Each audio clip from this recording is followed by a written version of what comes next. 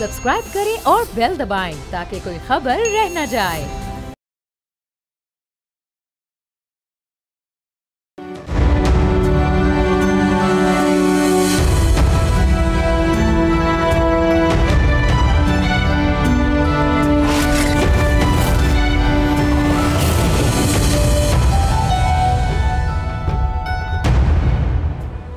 आज की सबसे बड़ी खबर एक तारीखी और इनकलाबी पेशरफ।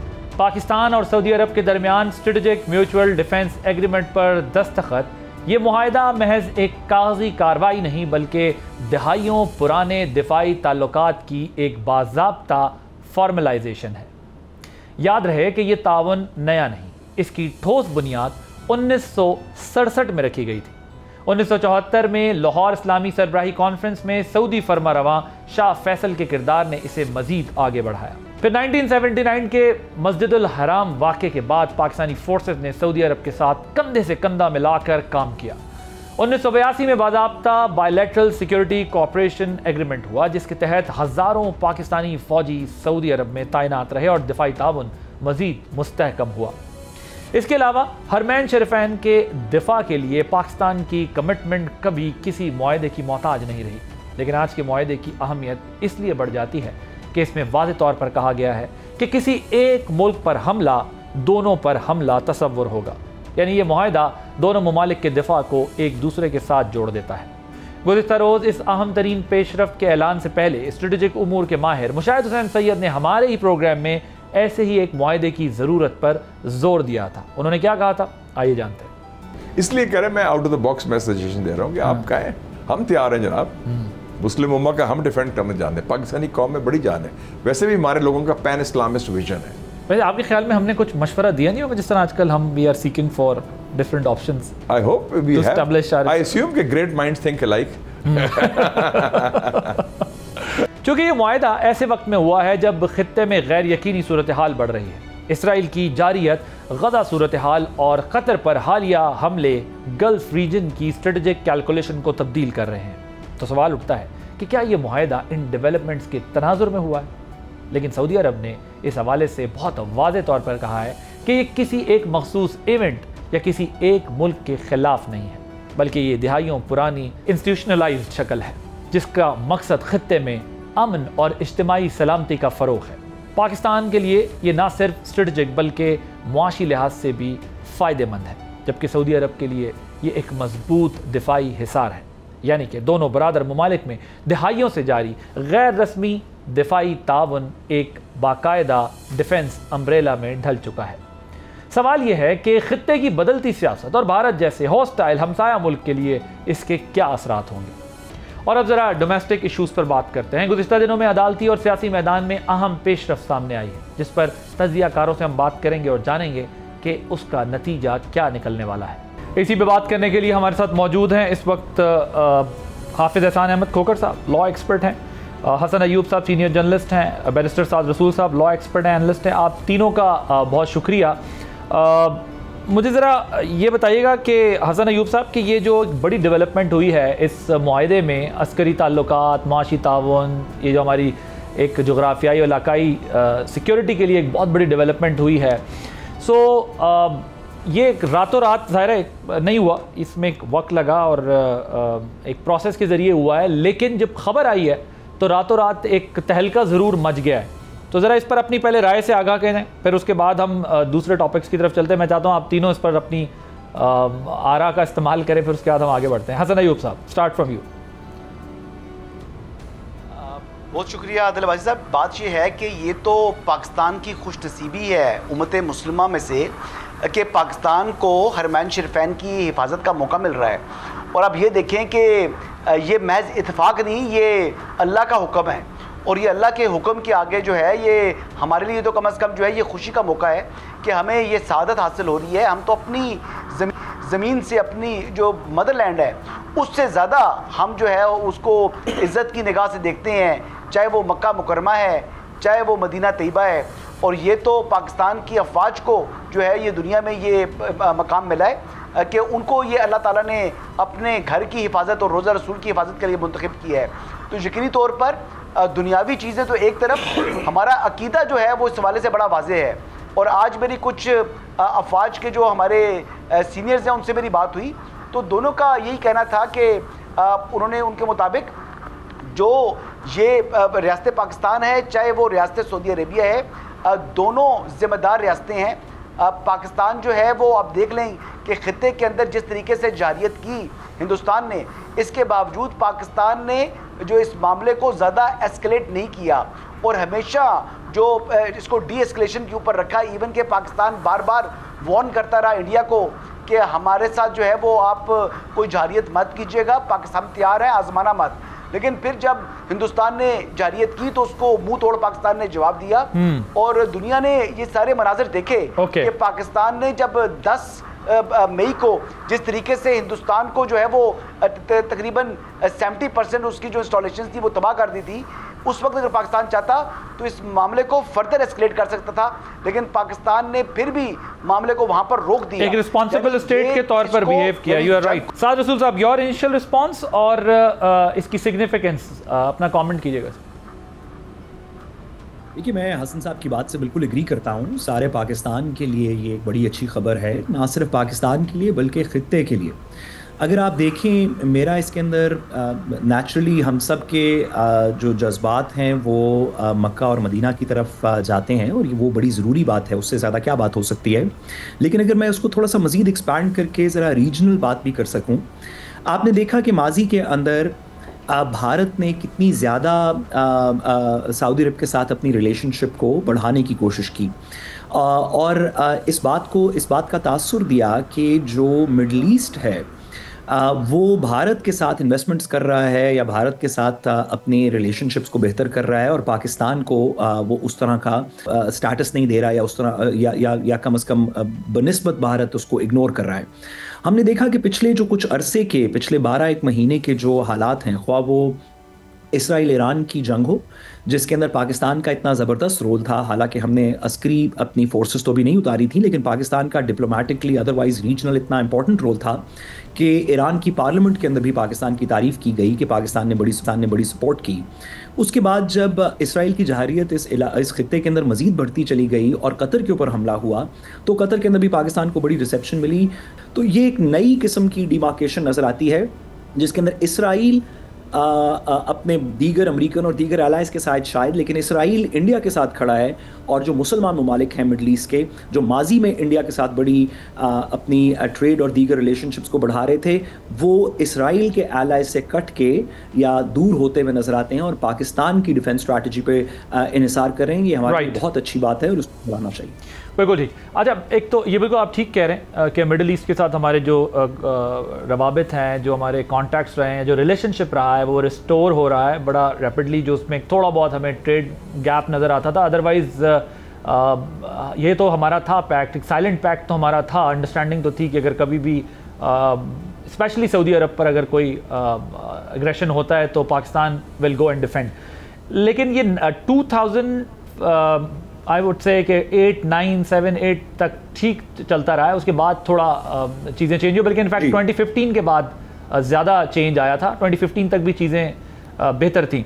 लेकिन मैं जिस कॉन्टेक्स्ट में बात करता, मैं ये कह रहा था कि पाकिस्तान के लिए एक अच्छी खबर ये है, क्योंकि आपको याद होगा 9/11 के बाद पाकिस्तान ने बड़ा क्रिटिसिज्म फेस किया है। पाकिस्तान को सप्रेस करने के लिए, पाकिस्तान को प्रेशराइज करने के लिए बहुत सारी स्ट्रेटजीज अडॉप्ट की गई। पाकिस्तान के इंटरनल एक्सटर्नल फ्रंट्स को डिस्टर्ब किया गया। पाकिस्तान को यहाँ तक कहा गया कि ये टेररिस्ट स्टेट है, यहाँ पर एक्सट्रीमिज्म है और ये सारी बातें की गई। लेकिन ग्रेजुअली पाकिस्तान ने उससे अपने आप को निकाला, एक जंग लड़ी। We paid a price of it. से एक जुमला कि इंडियन पॉलिसी थी पाकिस्तान को डिप्लोमेटिकली आइसोलेट करने की। Fair enough. हाफिज एहसान अहमद साहब, जरा इसकी सिग्निफिकेंस इंपॉर्टेंस पे फिर हम जरा लीगल बातों पे आएंगे, क्योंकि आप तीनों का उसका तजुर्बा जो है वो बहुत ज़्यादा है। आदिल, एक तो ये है कि पाकिस्तान और सऊदी अरब का एक हमेशा से एक अच्छा वर्किंग रिलेशनशिप या स्ट्रैटेजिक रिलेशनशिप रहा है और उसकी बहुत सारी वजूहात हैं। उसमें से एक हमारी जो सबसे बड़ी हमारा दीनी या हमारा रूहानी वहाँ पे एक ताल्लुक़ है और सऊदी अरब ने भी हमेशा पाकिस्तान को जो है हर मामले के अंदर सपोर्ट भी किया है, हेल्प आउट भी किया है। लेकिन मैं ये समझता हूँ कि पिछले 4 माह से जो पाकिस्तान का एक डिप्लोमेटिक या इंटरनेशनल स्टेचर जो है वो इस मार्का हक या बुनियानुम मरसूस के बाद बढ़ा है।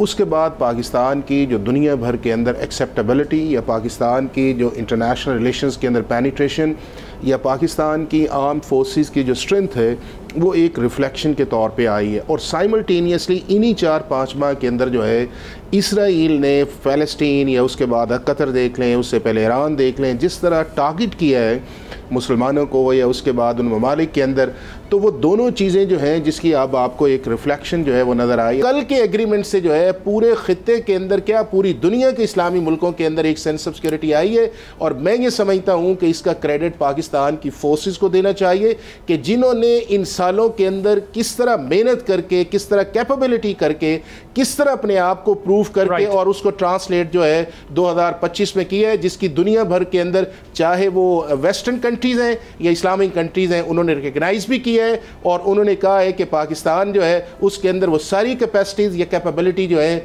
जो दुनिया के अंदर किसी भी मुल्क के अंदर इन इश्यूज को एड्रेस करने के लिए है। ठीक, we will take a short break here.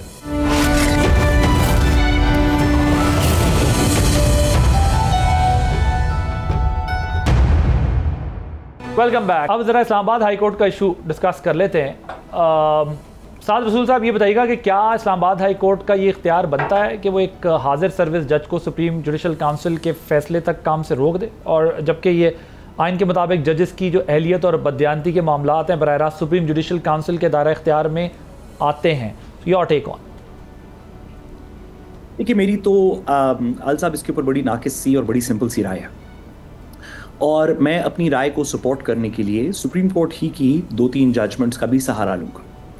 मेरी सबसे पहली गुजारिश ये है सुनने वालों के लिए भी, आपके सुनने वालों के लिए भी जो कानून को नहीं समझते, कि आईन पाकिस्तान के अंदर सिर्फ एक तरीका है जजेस को अपॉइंट करने का, सिर्फ एक तरीका। हमारे सुपीरियर कोर्ट के जजेस को अपॉइंट करने का। हम डिस्ट्रिक्ट जुडिशरी की बात नहीं कर रहे, हाई कोर्ट और सुप्रीम कोर्ट की बात कर रहे हैं। और वो है आर्टिकल 175A, जिसके तहत एक जुडिशल कमीशन बनता है, जिसको हमने 26वीं तरमीम के अंदर भी अभी अमेंड किया, जो जुडिशल कमीशन के थ्रू जजेस को अपॉइंट करता है। हम इस पे एतराज़ कर सकते हैं कि फ़लाँ को क्यों लगाया, फ़लाँ को क्यों नहीं लगाया, इसको क्यों बिठाया। ये एतराज़ पहले भी चलते आए हैं, आइंदा भी चलते रहेंगे, लेकिन तरीका सिर्फ एक है, वो आर्टिकल 175A है किसी भी शख्स को जज बनाने की। इसी तरह पूरे आइन में, पूरे में आप कोई भी पाकिस्तान के कानून की दस्तरस आप देख लें, सिर्फ एक तरीका है किसी सुपीरियर कोर्ट के जज को निकालने का या उससे जुडिशल फंक्शन को, उसके जुडिशल फंक्शन को ख़त्म करने का, और वो आर्टिकल 209 के अंदर है।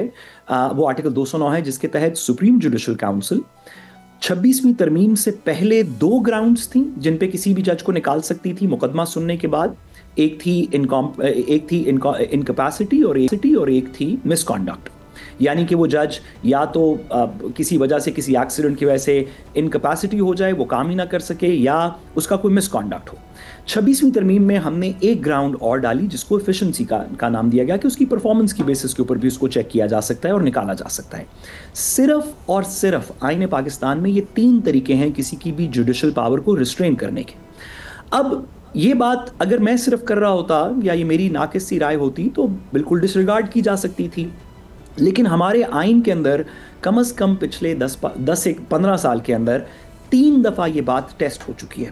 पहला मुकदमा था जनरल परवेज़ मुशर्रफ के रिलेटेड इफ्तिखार चौधरी साहब का, जहाँ पे जब उनके खिलाफ 209 में रेफरेंस भेजा गया जनरल इफ्तिखार चौधरी के खिलाफ कि जी आपके बेटे अरसलान इफ्तिखार ने करप्शन की है, ये है वो है, तो एक मुकदमा चला जिसको 13 मेंबर बेंच सुप्रीम कोर्ट ने, जिसको खलील रमदे साहब हेड कर रहे थे, 13 ही मेंबर्स थे उस वक्त सुप्रीम कोर्ट के अंदर, उन सब ने फुल कोर्ट ने बैठ के एक फैसला किया और कहा कि अगर किसी के खिलाफ रेफरेंस भी चला जाए और वो रेफरेंस दे, तो आप ये नहीं कर सकते कि उससे उसका जुडिशल फंक्शन ले लें। ये आइन के अंदर, कानून में, जूरिस्प्रूडेंस में कोई इजाज़त नहीं।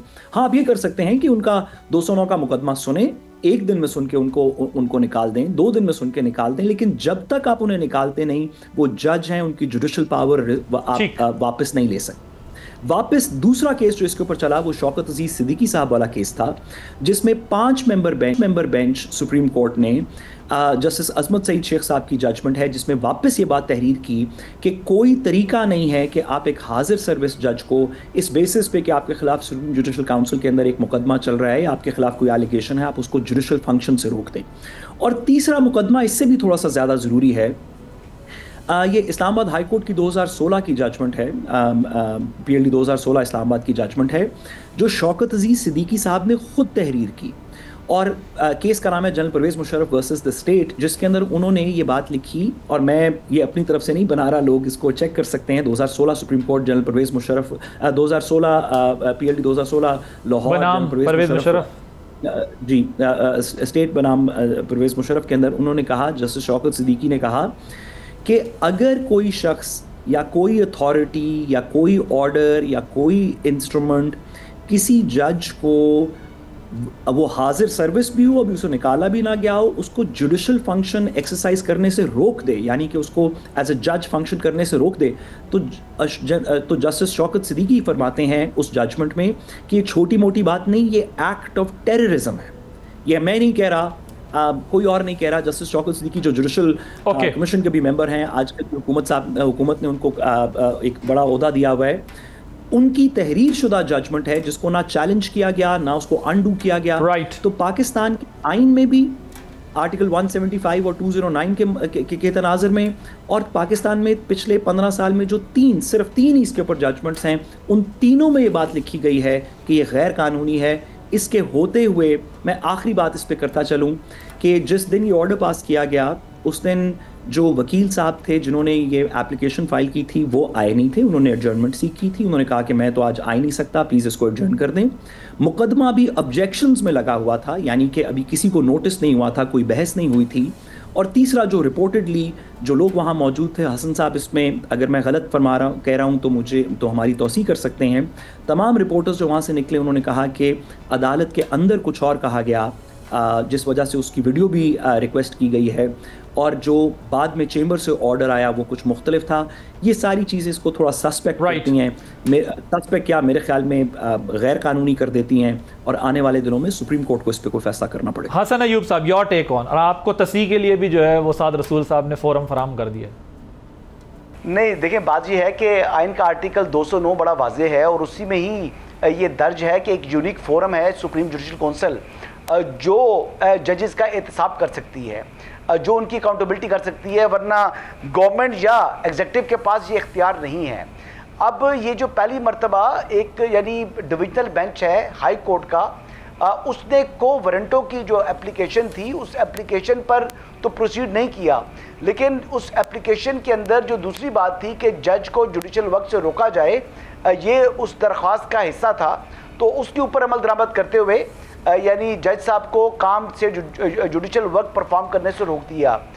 ये पहली मर्तबा जी इस तरह का फैसला आया है, इससे पहले इस तरह के किसी फैसले की कोई नज़ीर मौजूद नहीं है। ठीक इसी तरीके से जिस तरीके से बानी चेयरमैन तहरीक इंसाफ को उन मुकदमात में भी लाहौर हाई कोर्ट ने बेल ग्रांट कर दी थी जो मुकदमात अभी रजिस्टर नहीं हुए थे, और उन मुकदमात में भी ब्लैंकेट ऑर्डर दे दिया था कि उसमें कोई भी अगर ऑफेंस होता है तो उसके बावजूद उनको फलां तारीख तक गिरफ्तार नहीं करना।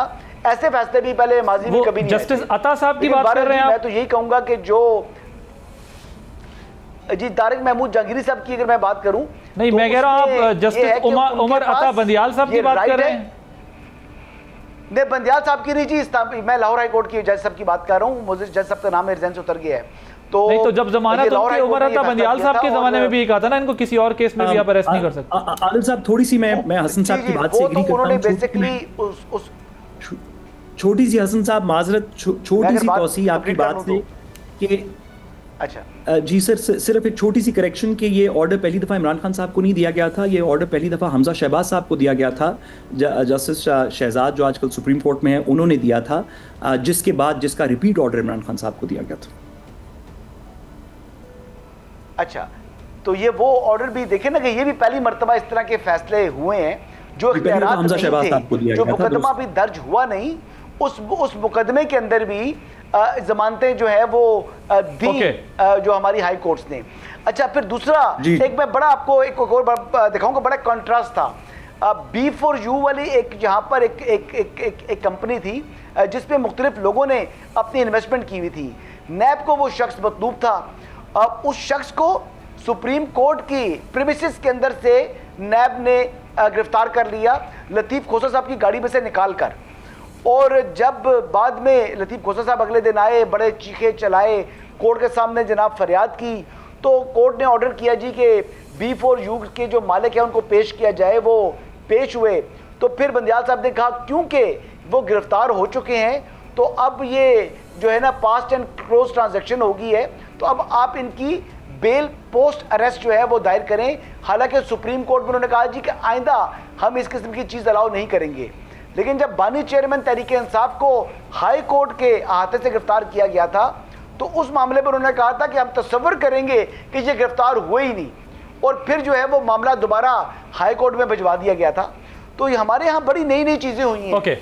हमने बड़ी बड़ी नई ऐसे ऐसी चीज़ें होते देखी हैं कि सुप्रीम कोर्ट ने अपनी जो है वो जो प्रीमिसेस हैं उससे बढ़कर इस्लामाबाद हाई कोर्ट के प्रीमिसेस को लिया था। लेकिन बहरहाल मैं सिर्फ आखिरी बात ये करूँगा कि तारिक महमूद जहांगीरी साहब के पास अभी एक फोरम मौजूद है, वो सुप्रीम कोर्ट में इस फैसले को चैलेंज कर सकते हैं, और अगर सुप्रीम कोर्ट वो जाते हैं तो वहाँ से उनको यकीनी तौर पर जो है वो इंसाफ मिलेगा, और ये फैसला जो है जो डिविजनल बेंच का फैसला है ये टर्न डाउन हो सकता है। Right, we will take a short break here.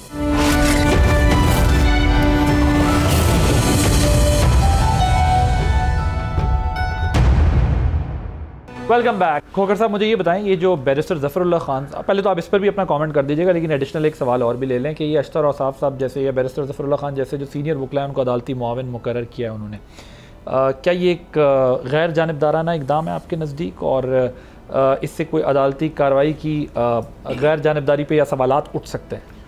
Adil, एक तो ये है कि अगर इस केस को एस्पेक्ट्स को देखा जाए तो मैं 3 तरह इसको आपको बयान करता हूँ। नंबर 1 ये है कि पाकिस्तान की सुपीरियर जुडिशरी के अंदर जब भी पॉलिटिक्स, जुडिशल पॉलिटिक्स अपने अरूज पे पहुँचती है तो इस तरह के ऑर्डर्स आपको नज़र आते हैं। ये कोई पहला ऑर्डर नहीं आया कि जिसको साद अभी कह रहे थे या हसन भी कह रहे जी पहला ऑर्डर ये अनप्रेसिडेंट नहीं है। अच्छा, आपके सामने पहली दफ़ा जो है वो मैं जरा करेक्शन कर दूं, अब वो कह रहे थे कि ये पहला ऑर्डर है और जिससे जुडिशियल वो कह रहे हैं कि ये दूसरा ऑर्डर बन रहा है। मैं ये कह रहा हूँ कि जिसके अंदर जुडिशियल वर्क से या जुडिशियल पोजीशन पे जो जज बैठा उसे रोका गया हो। आपके सामने 97 के अंदर 26 नवंबर को कोयटा बेंच था सुप्रीम कोर्ट का, के वक्त में उसने जस्टिस सजाद, सुन ले साथ एक सेकंड सुन लेना, मैं सारे पे आता हूँ। जस्टिस सजाद अली शाह को एज ए चीफ जस्टिस के तौर पे रोका गया और उसके बाद जस्टिस सजाद अली शाह चले गए, कोई 209 का इस्तेमाल नहीं आया था। उसके बाद ये हुआ है कि जस्टिस फाइज ईसा को इसी पाकिस्तान के सुप्रीम कोर्ट के लार्जर बेंच ने जुडिशल काम से रोका कि जी आप ये केस जो है वो आप नहीं सुने गए, और उसके अंदर जो है जस्टिस गुलजार बैठे थे, जस्टिस बंदयाल थे और भी जजेस बैठे थे। ये भी कभी आज तक नहीं हुआ कि पाकिस्तान की सुप्रीम कोर्ट के अंदर एक सर्विंग जज जो है उसे जुडिशल ऑर्डर के ज़रिए आप रोक दें कि जी आप ये काम नहीं करेंगे और आप जो है इन केसेस को आप नहीं लगाएंगे। अगर आपका जुडिशल मिसकॉन्डक्ट समझते हैं कि आप है तो आपके सामने सेक्शन 209 जो है वो अवेलेबल है। कभी भी पाकिस्तान के आइन में कहाँ लिखा हुआ है कि एक जो सिटिंग प्राइम मिनिस्टर है उसको आर्टिकल 184(3) के नीचे जो है वो आप घर भेज दें? आपके सामने यूसुफ रज़ा गिलानी भी घर गए, आपके सामने मियां नवाज शरीफ भी घर गए। कहाँ कॉन्स्टिट्यूशन में लिखा हुआ है कि सुप्रीम कोर्ट जो है उन्हें घर भेज सकती है? इस तरह की आपको बहुत सारी जजमेंट्स जो हैं वो नज़र आएंगी। ये पाकिस्तान की सुप्रीम कोर्ट या हाई कोर्ट्स जो हैं इनके अंदर इतनी कॉन्स्टिट्यूशनल कॉन्ट्रडिक्शंस वाली जजमेंट है कि आपको फेज़ वाइज जो है वो आपको नज़र आएंगी। दूसरा, अगर इस कॉन्टेक्स्ट में आप देखा जाए, बेहतर ये था कि अगर ये दरख्वास्त आई है सुप्रीम जुडिशल काउंसिल के पास है और 1.25 साल से ये कंट्रोवर्सी चल रही है, SGC को इसको टेकअप करना चाहिए था कि मेरी जुडिशरी के अंदर एक हाई जज है जो इस्लामाबाद हाई कोर्ट में बैठा है, उसके ख़िलाफ़ एक एलिगेशन आया है, उसको किसी न किसी तरह जो है वो एड्रेस होना चाहिए। जब आप सेक्शन 209 के अंदर बैठ के इन सारे कॉन्डक्ट को देखते हैं, आपके पास एप्लीकेशंस भी आई हुई है, कंट्रोवर्सी भी बनी हुई है, इस्लामाबाद हाई कोर्ट के अंदर इंटरनल रिफ्ट भी जजेस की है, सुप्रीम कोर्ट की भी है, तो आपको करना चाहिए। अब जो है कि कभी भी ऐसा नहीं हुआ कि पाकिस्तान की सुप्रीम कोर्ट जो है अपने ही ब्रदर जजेस जो हैं, जो चीफ जस्टिस ऑफ पाकिस्तान है, उसे कहें कि तेरी तो अभी 26वीं आईनी तरमीम के बाद अभी तक तेरा कॉन्स्टिट्यूशनल स्टेटस ही अभी डिटर्मिन नहीं हुआ। अब फिर ये कहें कि जी आप जो हैं आपकी जो अपॉइंटमेंट है वो अंडर चैलेंज है, जब फैसला करेंगे आप काम करेंगे, आप कंटेम्नर हैं, आपने जो है वो वायलेशंस की है। कॉन्स्टिट्यूशनल बेंचेस के खिलाफ आप देखें, लेटर्स देख लें जो एक आपको इशू कर रहे हैं, तो आइसोलेशंस के अंदर इस चीज़ को ना देखें। अब ये है कि इस्लामाबाद हाई कोर्ट के चीफ जस्टिस को ये चाहिए था कि रिस्ट्रेन शो करते, नहीं करना चाहिए था एक ऑर्डर अपने ब्रदर जजेस के खिलाफ। चूंकि अगर मैं ये कहता हूं कि पहले 5-6 ऑर्डर जिसका मैंने जिक्र किया है वो गलत हैं, तो ये भी तो ऑर्डर गलत है। लेकिन उसके अंदर जो दूसरी चीज़ है कि जज साहब को भी ये चाहिए था कि अगर ये सारी चीज़ें चल रही हैं और वो ये कह रहे हैं ठीक है, तो SJC को एक दरख्वास्त दे देते कि सर आपके पास ये आया हुआ है, वहाँ पे भी एक सिंध हाई कोर्ट में भी है, यहाँ पे भी है, आप इसका फैसला करें। और हमारे कुछ जजेस ऐसे हैं जिन्होंने रिस्ट्रेन भी किया। जस्टिस फाइज ईसा के खिलाफ जब रेफरेंस आपने बनाया, उन्होंने कहा जी रेफरेंस का फैसला कर लें, मैं तब आऊँगा। जस्टिस शौकत सिद्दीकी ने रिस्ट्रेन किया कि मेरे खिलाफ रेफरेंस से आप आया। तो मेरा ये ख्याल है कि पाकिस्तान की एक आदिल जो जुडिशल मिसकॉन्डक्ट है, जिस तरह दुनिया के दूसरे लॉज के अंदर उन्होंने कोडिफाइड किया है, अमेरिका ने किया है, बरतानिया ने किया है, इसने ऑस्ट्रेलिया ने किया है, कनाडा ने, हमें डिफाइन करना चाहिए। सुप्रीम जुडिशल काउंसिल को वाइब्रेंट करना चाहिए, एक्टिव करना चाहिए। और अभी मैंने प्रपोजल भी जो दिए काफ़ी, उनमें कहा है कि 6 माह के अंदर जो भी किसी जज के खिलाफ आती है कंप्लेंट, आप उसका फैसला करें और अगर उसमें जान है तो पब्लिक हियरिंग के अंदर लेके आए। सबसे पहले तो जी मुझे बड़ी खुशी हुई कि हाफिज साहब ने भी मेरा ख्याल है बात तस्लीम की कि चीफ जस्टिस साहब को ये ऑर्डर पास नहीं करना चाहिए था, और हसन साहब ने भी ये बात की कि सुप्रीम कोर्ट जब जाएंगे जस्टिस जहांगीरी तो उन्हें इसका कोई रिलीफ मिलना चाहिए। मैं गुजारिश करता चलूँ कि ये बात बिल्कुल हाफिज साहब की दुरुस्त है। मैंने कहा था कि पिछले 15-1 साल के अंदर ये इसकी कोई नज़ीर नहीं मिलती सिवाय उन 3 जजमेंट्स के। बिल्कुल हाफिज साहब ने बहुत अच्छी निशानदेही की कि 30 साल पहले 90 की दिहाई में जब चीफ जस्टिस उस वक़्त उस वक़्त के प्राइम मिनिस्टर नवाज शरीफ से लड़ाई हो गई थी, तो सुप्रीम कोर्ट के अंदर एक ग्रुप बना दिया गया था जिन्होंने अपने चीफ जस्टिस को काम करने से रोक दिया, जिसको बाद में सुप्रीम कोर्ट ने कहा कि ये इल्लीगल था। दूसरी बात, फाइज ईसा साहब का केस यहाँ पे अप्लाई इस वजह से नहीं करता कि फाइज ईसा साहब को जुडिशल काम करने से नहीं रोका गया था। फाइज ईसा साहब को ये कहा गया था कि क्योंकि आपने अपनी पर्सनल कैपेसिटी में अपने एफिडेविट के साथ, आपकी और आपकी बेगम के एफिडेविट के साथ पर्सनल कैपेसिटी में प्राइम मिनिस्टर, उस वक़्त के प्राइम मिनिस्टर को के ख़िलाफ़ एलिगेशंस लगाई हैं। आपको याद होगा कि अदालत के अंदर वो फाइल हुई थी, उनके ऊपर बहस हुई थी, उसी बहस में फाइज ईसा साहब को इवेंचुअली रिलीफ मिला था। तो कहा यह गया कि क्योंकि आपने अपने पर्सनल एफिडेविट के साथ आपके ने और आपकी बेगम ने प्राइम मिनिस्टर के ख़िलाफ़ एलिगेशंस लगाई हैं, तो आप उनके मुतालिक मुकदमात ना सुने, बाकी जुडिशल काम आप सारा करें। जुडिशल काम से कौन रोक सकता है? अगर जस्टिस जहांगीरी ने इस्लामाबाद हाई कोर्ट में किसी के खिलाफ एलिगेशन पर्सनल कैपेसिटी में लगाई है तो वो उनके मुकदमात ना सुने, ये ऑर्डर तो हो सकता है। लेकिन ये कहना कि एक ऑब्जेक्शंस के केस में जिसमें जिस वकील ने, जिस साइल ने एप्लीकेशन फाइल की थी, वो उसका जूनियर आके तारीख मांग रहा है कि जी वो नहीं आज केस परसू कर सकते, इसको आगे कर दें। ऑब्जेक्शंस का केस, ऑब्जेक्शन का मतलब है कि अभी वो ज़ेरे समात भी नहीं आया केस, ऑर्डर में भी लिखा हुआ है कि अभी ऑब्जेक्शंस रिमूव नहीं हुई, यानी कि इस वक्त भी वो केस ज़ेरे समात जुडिशल साइड पे नहीं है, वो सिर्फ एडमिनिस्ट्रेटिव साइड पे ऑब्जेक्शन का मुकदमा है।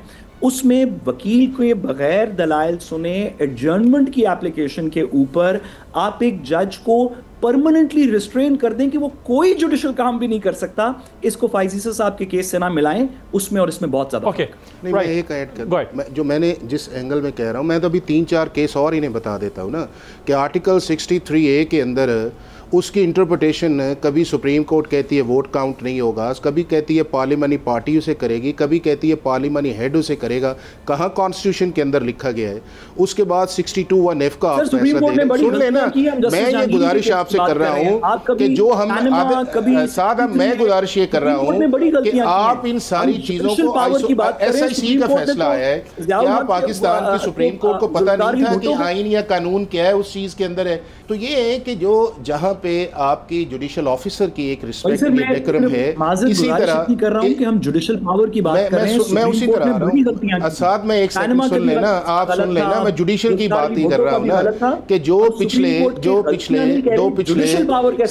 पिछले 10-12 साल से हो रहा है इस मुल्क के अंदर या जुडिशरी का, मैं भी इस जुडिशरी के इस सारे सिस्टम का हिस्सा, हम नहीं देख रहे आपके सामने प्रैक्टिस एंड प्रोसीजर का लॉ जो है वो अभी नोटिफाई नहीं हुआ, और पाकिस्तान की सुप्रीम कोर्ट जो है वो इंडिपेंडेंस ऑफ जुडिशरी के नाम पे सस्पेंड कर देती है, और बाद में जब बैठती है तो 10-5 से एक फैसला कर देती है। तो मैं ये समझता ये हूँ कि पाकिस्तान के अंदर जितने भी इस तरह के, if I am not mistaken, जरा मुझे करेक्ट कीजिएगा बिकॉज़ मैं जरा वो बहुत पुरानी बात हो गई। इफ्तिखार चौधरी साहब भी इस पर कहते थे कि अगर ऐसा कोई चीज़ कानून आया तो मैं उसको स्ट्राइक डाउन कर दूंगा। नहीं देखें, नहीं आप ये देखें, नहीं 18वीं तरमीम जो है वो जब आई उसके अंदर आर्टिकल 175A आया, अपॉइंटमेंट ऑफ जजेस का प्रोसेस जो आया, तो इफ्तिखार चौधरी साहब ने कहा कि अगर आप 19वीं नहीं लेके आएंगे तो हम फिर इसको और तरीके से देखेंगे। और फिर जब 19वीं आ गई तो 18वीं तरमीम जो थी, अगर इतनी वो बेसिक स्ट्रक्चर के खिलाफ थी तो उसके ऊपर फैसला करते 4-4, 5-5 साल बाद फैसला किया।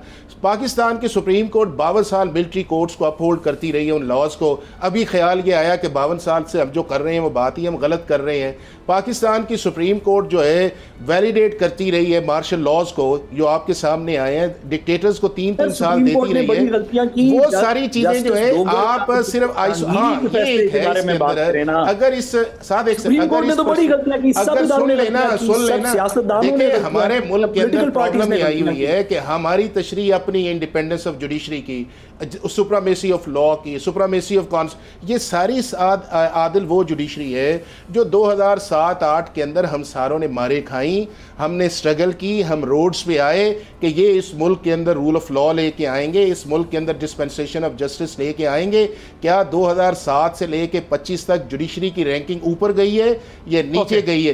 क्या इनके डिफरेंसेस कम हुए या नहीं? मैं जरा मैं दोबारा आता हूं, मैं फाइनल इस पे, हमें ये चाहिए इस चीज के अंदर है कि जुडिशरी को जुडिशल इंस्टीट्यूशन के तौर पे देखें और उनके अंदर जो अफराद बैठे हुए हैं उनकी इज्जत भी हमें करनी चाहिए, लेकिन उन्हें भी ये ख्याल करना चाहिए कि अपनी इस तरह की चीजें जो है वो इंटरनल बैठ के तय करे, बाहर न करे। और जहां पे अगर वो क्वेश्चन मार्क बनता है खुद जाके कहें कि जी मेरे मुताल्लिक ये चीज है, इसका फैसला करें, ताकि ये जो है कोई ये ना कहे कि अगर इस एलिगेशन के साथ जज बैठा है तो मुनासिब नहीं है।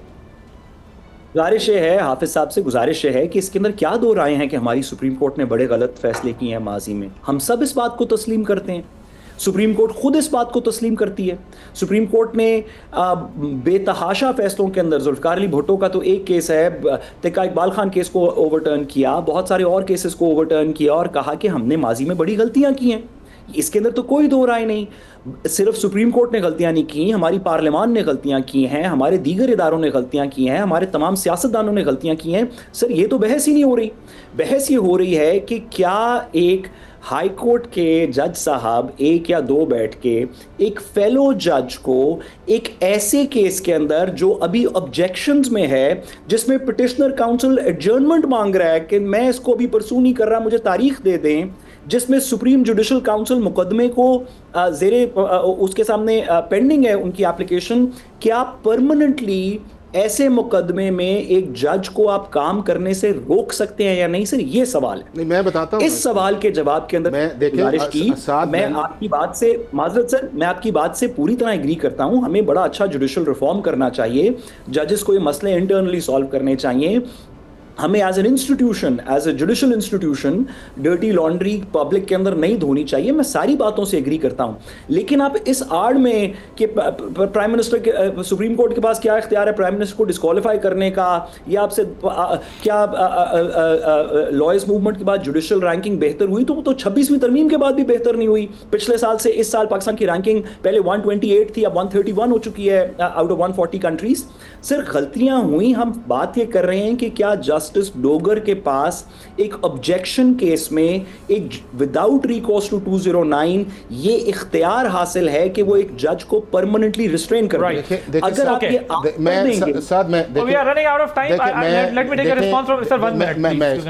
ये है कि जितने भी हमारे कॉमन लॉ के कंट्रीज हैं उनमें किसी के अंदर आज तक ऐसा नहीं हुआ कि जुडिशियल ऑर्डर के ज़रिए किसी जज को उसके काम से रोक दिया गया हो। ये जो हुआ है, मैंने इसलिए उन सारे केसेस का कहा कि पाकिस्तान के अंदर ये पहले होता आया है। अब आप ये कहें कि जी वो अगर नहीं हुआ तो वो बात नहीं। सुन लेना, दूसरी उस चीज़ के अंदर ये है कि दुनिया के उन ममालिक के अंदर जो है इतनी जुडिशल पॉलिटिक्स नहीं है जितनी पाकिस्तान के अंदर। क्या यहाँ पे अपने ब्रदर जजेस जो हैं वो चीफ जस्टिस के खिलाफ जो लेटर्स लिखे गए हैं, या उसके बाद जो एडिशनल रजिस्ट्रार को बार बार बुलाना, केस फिक्सेशन, उसकी पावर को चैलेंज करना, उसकी अथॉरिटी, ये कभी दुनिया में कहीं हुआ है जो हमारे यहाँ पे हो रहा है? तीसरी उस चीज़ के अंदर है कि दुनिया दुनिया के अंदर अगर किसी भी जज के खिलाफ सीरियस एलिगेशंस लगते हैं तो वो जज साहब जो हैं वो अपने आप को रोक लेते हैं, वो काम से रोक देते हैं। हमारे कितने जजेस साहबान हैं जिन्होंने अपने आप को काम से रोका हो कि हम नहीं करेंगे। इंडिया के अंदर एक एग्जाम्पल है कि उनके कॉलेजियम ने एक जज साहब को कहा कि आप नहीं करेंगे, जनरली नहीं होता। तो लिहाजा ये है कि सिर्फ एक चीज़ को टारगेट करके सिर्फ कॉन्स्टिट्यूशन की एक प्रोविजन को कहना वो मेरा ख्याल है मुनासिब नहीं है। जहां इस्लामाबाद हाई कोर्ट के डिवीजन बेंच ने बात गलत की है, वहां पे इनएक्शन भी है पाकिस्तान की सुप्रीम जुडिशल काउंसिल का कि अगर उनके पास इतना इंपॉर्टेंट मैटर पड़ा हुआ है उसको इधर वे डिसाइड करें ताकि इससे जज की रिस्पेक्ट जो है या सिस्टम जो है उसके अंदर जो है लोगों की क्रेडिबिलिटी बने। और तीसरा उसके अंदर ये है कि जजेस को एज अ होल जो है, जो हमारा फिनोमिना बना हुआ है अदालतों के अंदर जो है, बात वो करनी चाहिए जो वो ऑर्डर की सूरत के अंदर करें। ऑब्जर्वेशनें नहीं देनी चाहिए क्लाइंट्स की, जज की, उसके बाद लिटिगेंट्स जो है सबकी इज्जत जो है वो बराबर है। ये भी एक जुडिशियल कॉन्डक्ट का एक हिस्सा है। 30 सेकंड साथ साथ मैंने कंक्लूड जी गुजारिश ये है कि ये बात करते हैं कि दुनिया के अंदर नहीं होता, हमारे पास होता है। ये तो सर एक ऐसी बात ही है ना कि हमारे यही बात अगर आप उनकी और हमारी दुनिया की हमारी पार्लियामान को कंपेयर कर लें तो भी यही कंपैरिजन है, पुलिस को कर लें तो भी यही कंपैरिजन है। बात एक स्पेसिफिक हो रही है कि क्या एक जज साहब, क्या कोई भी हाई कोर्ट का बेंच एक फेलो जज को परमानेंटली रिस्ट्रेन कर सकता है जुडिशियल फंक्शन परफॉर्म करने से, जबकि आइन में इसकी कोई गुंजाइश नहीं है। आप ये तो कह सकते हैं कि पैनामा का फैसला गलत हुआ, लेकिन आप ये नहीं बता सकते कि जस्टिस डोगर का फैसला दुरुस्त क्यों है जिस वजह से हम उसकी तनकीद कर रहे हैं। Thank you so much barrister Saad Rasool Sahab, हाफिज एहसान अहमद खोखर साहब और हसन अयूब साहब। बल्कि सोच रहा हूँ कि हाफिज कानून कहना शुरू कर दो। नाज़रीन प्रोग्राम देखा, आदिलाबाद की इजाज़त दीजिए। अल्लाह हाफ़िज़।